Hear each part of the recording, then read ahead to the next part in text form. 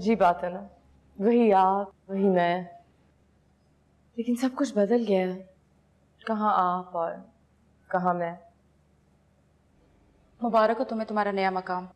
मुबारकबाद देनी चाहिए, मैं बहुत खुश हूँ।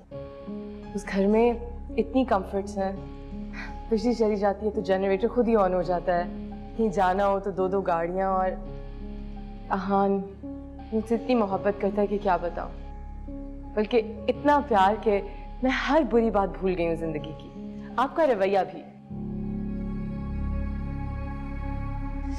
पता है,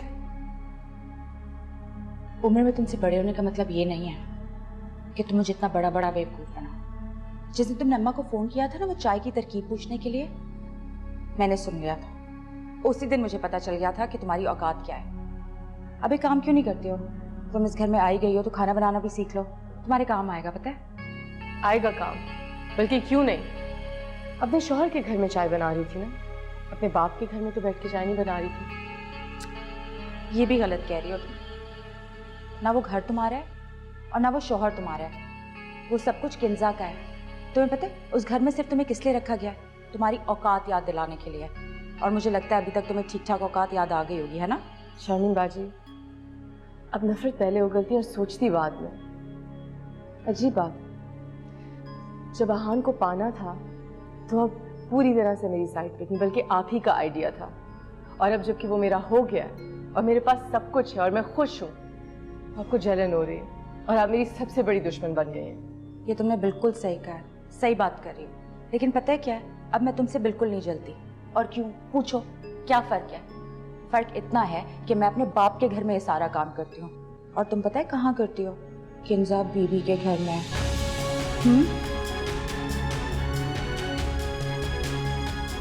पागल।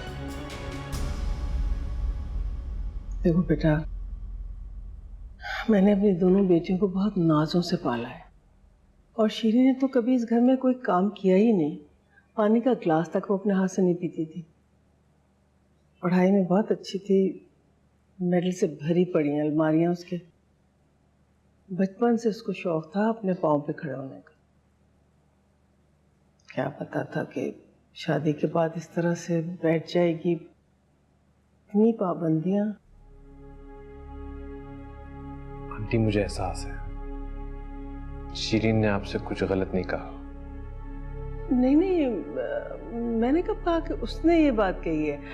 माँ हूं ना बेटा, तो माँ ने बेटी का चेहरा पढ़ लिया।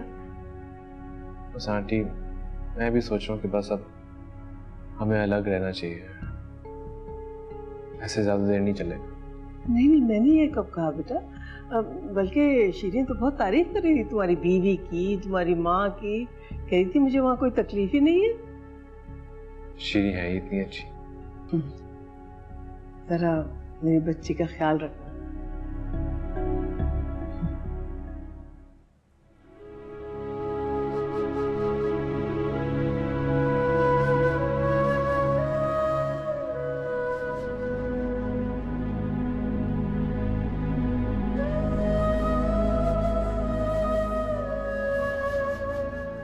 ये लीजिए अम्मी आपकी चाय। Thank you. ये देखो, ये तुम्हारी शादी के दूसरे दिन की तस्वीर है ना? जी अम्मी, ये सेट आपने अपनी शादी पर भी पहना था ना? कितना ओल्ड फैशन है, मगर तुम अब तक पहनती हो। मुझे आपकी दी हुई कोई भी चीज ओल्ड फैशन नहीं लगती।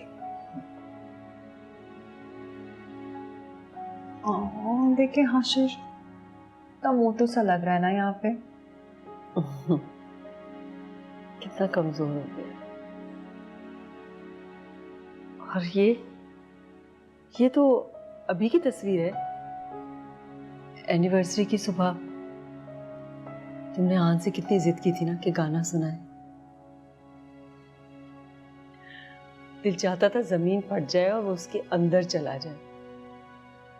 है तो मेरा बेटा, मगर कितना बुरा गाना गाया था उसने।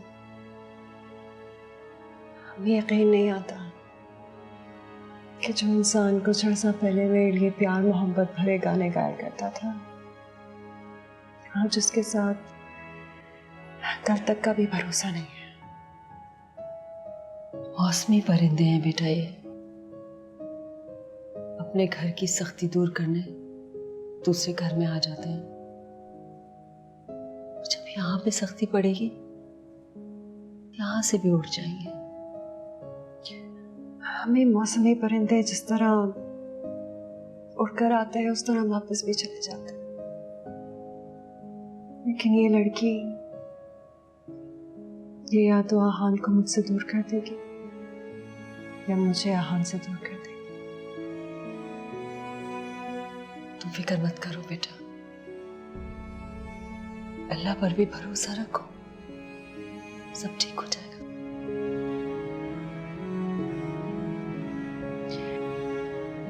मैं हाशिर को ट्यूशन से लेकर आती हूँ।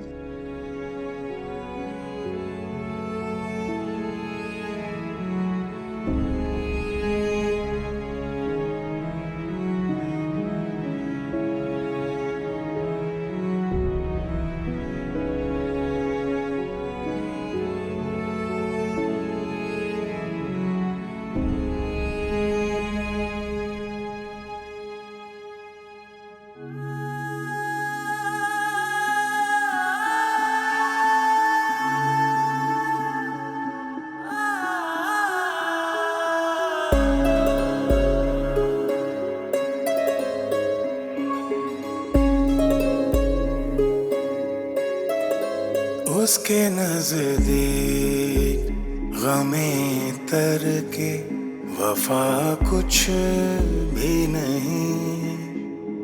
उसके नजदीक गमे तर के वफा कुछ भी नहीं।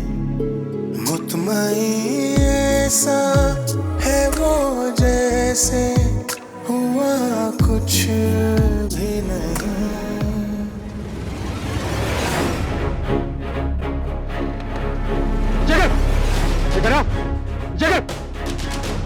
मोबाइल दो, मोबाइल दो, जल्दी। पर्स भी दो, दो पर्स, दो। छोड़ो।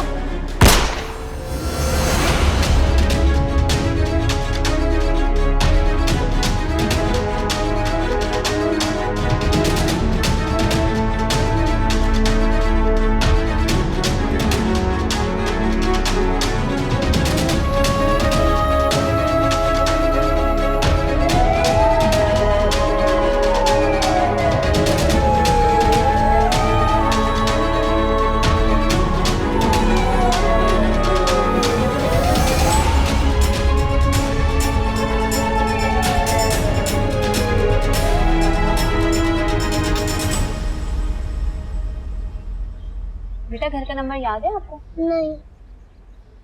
अच्छा पापा के ऑफिस का? नहीं।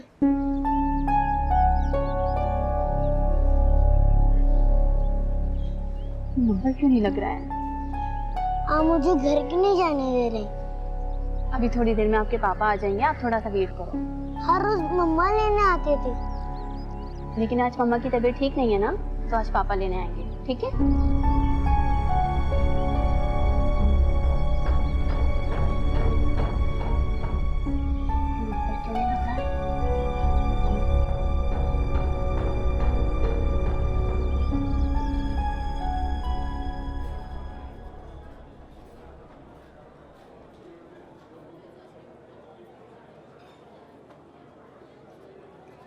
कुछ कहो।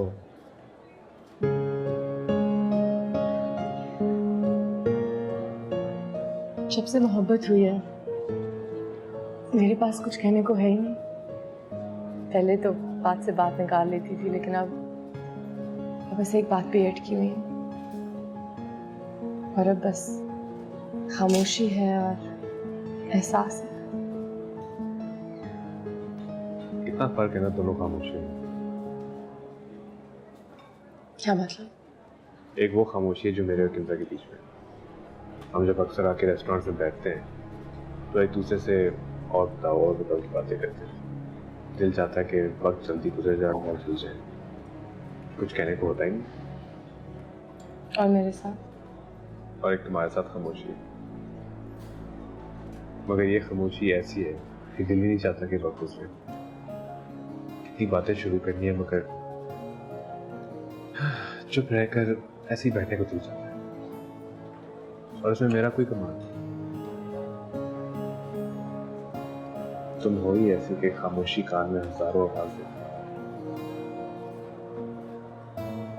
शादी हो गई हमारे, मगर फिर भी इस तरह बाहर आके बात करनी पड़ती है। मुझे ऐसा लगता है कि मैं एक लड़का हूँ जिसमें माँ बाप ने चुप कर डेट मारा। फर्क तो सिर्फ ये है कि माँ बाप की जगह पहली बीवी है। अच्छी है किंजा, बस थोड़ा वक्त लगेगा। किंजा के बुरे रवैये के बाद तुम ही हो जो ऐसा कह सकते।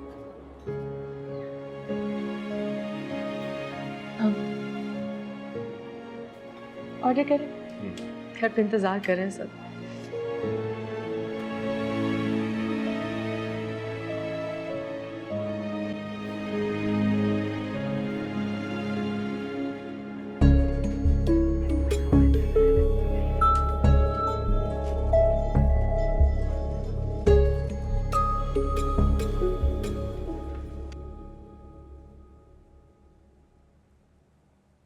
जरीना, जरीना, जल्दी से जरा मेरा मोबाइल तो लेकर आओ, मैं कैब मंगवाऊं। मगर आप जाएंगी कहाँ? आशिर के ट्यूशन सेंटर जाऊंगी। इतनी देर हो गई, अभी तक नहीं आए वो लोग। मगर आपको ट्यूशन सेंटर का रास्ता कहाँ मालूम है? फिर भी कुछ तो देखूं जाके। 11 बज गए, पता नहीं कहाँ रह गए ये लोग। जल्दी से जल्दी जाओ। अच्छा मैं लेकर आती हूँ।